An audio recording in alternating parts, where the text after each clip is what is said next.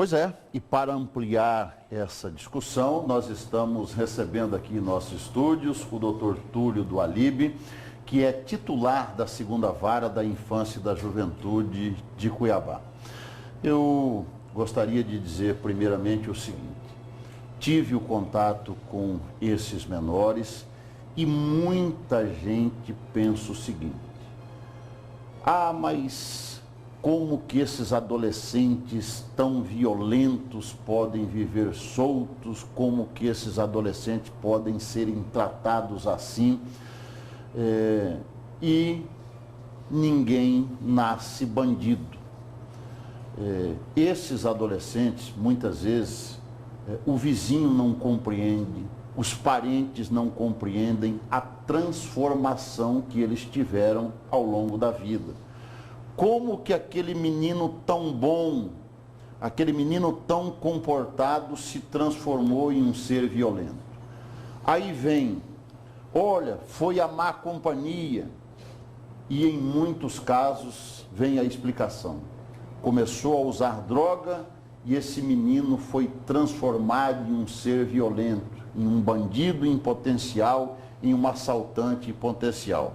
E aí vem exatamente o Estado para essa transformação, para mudar a vida desse adolescente. Quando ele chega num complexo Pomeri como esse, transformar a vida dele para que ele volte a ser reinserido na sociedade. É exatamente isso que eu quero que o João Batista me acompanhe aqui, que eu vou conversar com o Dr. Túlio. Este é o desafio do Estado, Dr. Túlio. Pegar quem já está nessa vida torta e tentar endireitá-lo, porque cabe ao Estado isso, o Estatuto prevê isso, essa transformação desses menores. Mas aí vem a pergunta, o que fazer, quais são as medidas a serem adotadas para mudar este menor, fazê-lo compreender: olha, você tem que sair dessa vida, você tem que voltar a ser aquele menino dócil, a investir em educação e você a voltar a ser um menino decente. Bom dia, doutor Túlio, prazer em recebê-lo aqui. Bom dia, Toninho. Primeiramente, eu queria agradecer a oportunidade que nos é concedida para discutir esse assunto tão sensível com a sociedade, que é a questão da infância e juventude. Realmente é um desafio muito grande. Trabalhar com a questão da infância e juventude é uma tarefa não muito fácil. E a tua reportagem e as observações que você fez no começo da nossa conversa aqui é bastante importante. E reflete isso, como trabalhar esses adolescentes. Primeiro, que a gente tenta, de uma forma muito próxima de linguagem, de trato com os adolescentes, primeiro, fazer com que eles entendam o caráter da responsabilização do ato por eles praticados, né? E quando a gente está em audiência, conversando com a família, isso é uma vantagem muito boa do Estatuto da Criança e do Adolescente, que permite que o juiz e o sistema de justiça dialogue com a família para tentar entender exatamente o que passa e o que passou na vida daquela família e na vida daquele adolescente. Então, isso é uma temática muito importante e a questão das drogas realmente é uma questão que está associada ao ingresso de um adolescente na delinquência juvenil, na grande maioria dos casos, Toninho, sem dúvida, né? Agora, eu tive acesso lá ao Centro Socioeducativo de Cuiabá, podemos mostrar na reportagem, tem aula regular, eles estudam na biblioteca, tem aulas de computação, tem o trabalho que alguns que não estão lá no sistema interno já receberam a oportunidade de conviver com a família. O superintendente quer que esse trabalho seja estendido a quem está lá internamente. E até coloquei na reportagem o seguinte: esse aprendizado remunerado seria realmente o caminho? Esse modelo incipiente que está sendo aplicado dentro do centro socioeducativo seria o caminho, doutor, para mudar a realidade desses menores, ou precisa algo mais audacioso, um projeto mais audacioso para realmente fazê-los transformar de vida? É um passo muito importante, o estágio remunerado. Não é suficiente, mas é um passo muito importante. Essa ideia ela nasceu num projeto inspirado no Distrito Federal, né, e o Tribunal de Justiça, então, cedeu uma parte dos estágios remunerados para que a gente pudesse estar alocando os adolescentes em conflito com a lei no estágio dentro do fórum da capital. A gente aposta, porque é questão de oportunidade. É questão de oferecer oportunidade aos adolescentes, não a oportunidade de um trabalho, de um emprego qualquer, mas uma experiência profissional que esteja associada com a questão pedagógica. Porque para fazer esse estágio remunerado, a frequência escolar é obrigatória, né? Mas não é suficiente apenas pegar o adolescente em conflito com a lei e falar assim, agora você vai fazer um estágio remunerado. Não. A gente precisa estar acompanhando esse adolescente na sua família, na escola, né, na questão de adaptação ao serviço, ao trabalho, ao emprego, ao estágio remunerado. E por trás disso nós temos a nossa equipe de técnicos lá do Juizado da Infância e Juventude acompanhando e dando o suporte a esses adolescentes. Como? Convivência no ambiente de trabalho, regras, disciplinas, aquilo que o serviço público exige de qualquer um que vá às suas dependências prestar um serviço, porque eles também estão prestando um serviço público. Então a gente acredita que esta é uma questão de oportunidade, é incipiente, começamos agora, começamos o acompanhamento também junto com o início do ingresso ao trabalho, e aí a gente então vai medir, vai avaliar, mas sempre com a confiança de que é um projeto que pode dar muito certo, né?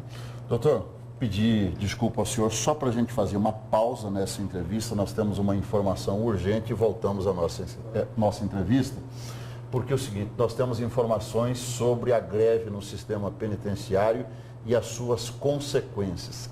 É tenso o clima na maior unidade prisional do estado de Mato Grosso. Terminou agora há pouco um motim na penitenciária central do estado, a antiga Pascoal Ramos. Você está vendo aí imagens aéreas que foram cedidas à TV Record. O motim nos raios 3 e 4, um forte esquema de segurança está no local para a contenção dos detentos. Você confere imagens do helicóptero do CIOPAER, da Polícia Militar, que sobrevoa neste momento a PCE. Os detentos foram retirados das celas, levados para o pátio da unidade. O motim durou aproximadamente 1 hora e ainda não se sabe ao certo se tem feridos. É o terceiro motim registrado somente nesta semana nas unidades prisionais do estado de Mato Grosso. Teve um motim no Centro de Ressocialização de Cuiabá, onde os detentos fizeram pastores, colegas de celas reféns. Nós mostramos aqui no Cadeia Neles, e teve um outro motim no Centro de Detenção Provisória de Pontes Lacerda, onde os presos atearam fogo nos colchões.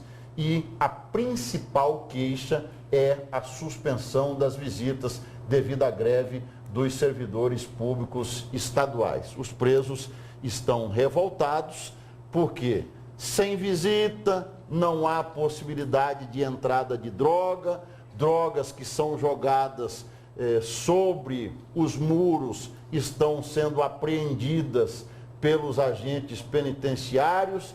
Enfim, faltou droga, há a revolta natural dos presos, né? Não é simplesmente também pela falta de carinho. Então, eu já disse essa semana, é tenso o clima nas unidades prisionais de Mato Grosso. Mais uma vez houve essa tentativa de rebelião e mais uma vez os agentes penitenciários, com a ajuda da polícia, conseguiu conter esse clima de revolta.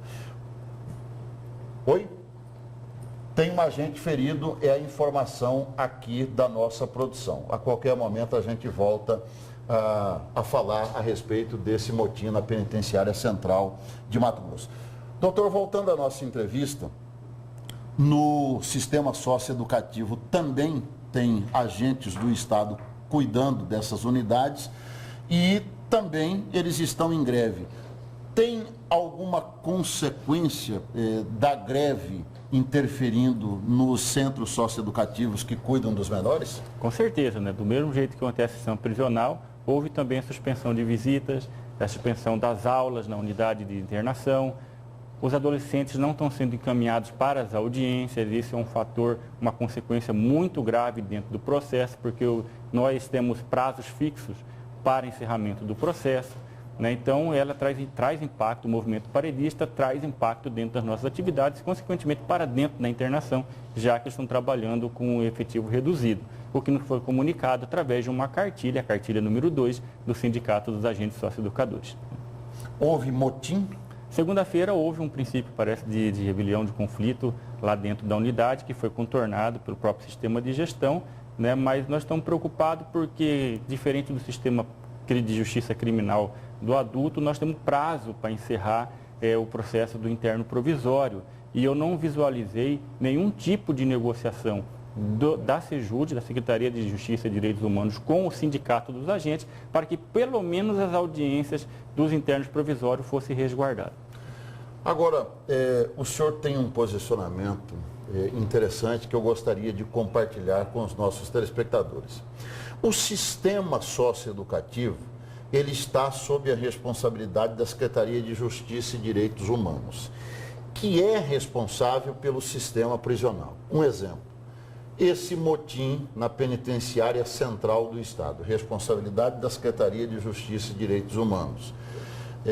Vagas no sistema prisional, comida para preso, quer dizer, todo esse clima, toda essa responsabilidade com a Secretaria de Justiça e Direitos Humanos. E o senhor entende que o sistema socioeducativo deveria ser desvinculado dessa secretaria. Por quê? Explica para a gente. A prática forense, né, de forma empírica, não de forma científica, também há alguns estudos nesse sentido, dizendo que o caráter social é muito forte na questão da delinquência juvenil, né? Tanto é que chamamos de sistema socioeducativo. Então, ali dentro da unidade deveria estar funcionando um curso de qualificação, um aparato de proteção social diferenciado para que não tivéssemos esse índice de residência narrado pela unidade, né? Frisco que esse índice de residência são de egressos da unidade, não quer dizer que são de todos os processos judiciais lá dentro. E aí o que acontece? Existe uma tendência natural pelo tamanho do sistema prisional, do sistema socioeducativo ficar à margem do sistema dentro da Secretaria de Justiça e Direitos Humanos.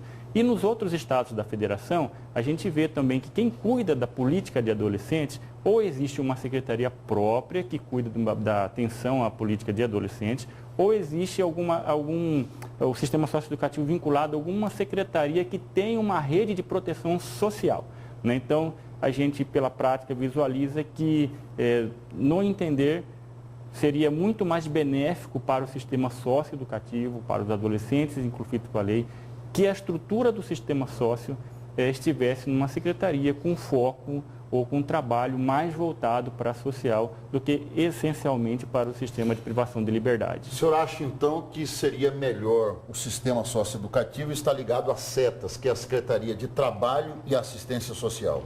Hoje eu defendo isso. Dentro da estrutura administrativa do Estado de Mato Grosso, que é a única secretaria que trabalha com assistência social, se eu não me engano, é as SETAS, de alocação do sistema socioeducativo a essa secretaria que tem uma rede de proteção social muito maior do que a Secretaria de Justiça e Direitos Humanos, né?